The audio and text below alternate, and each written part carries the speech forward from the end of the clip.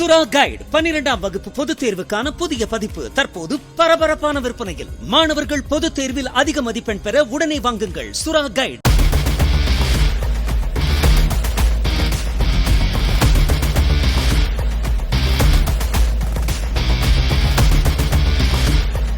சென்னை எம்ஜிஆர் நகர் பகுதியில் போதை மாத்திரை விற்பனை செய்ததாக பெண் உட்பட 4 பேரை போலீசார் கைது செய்தனர்.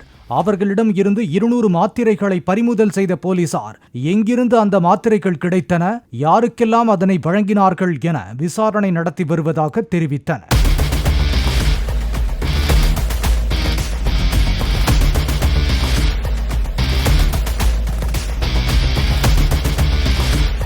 சுறா கைடு 12ஆம் வகுப்பு பொதுத் தேர்வுக்கான புதிய பதிப்பு தற்போது பரபரப்பான விற்பனையில். மாணவர்கள் பொதுத் தேர்வில் அதிக மதிப்பெண் பெற உடனே வாங்குங்கள் சுறா கைடு.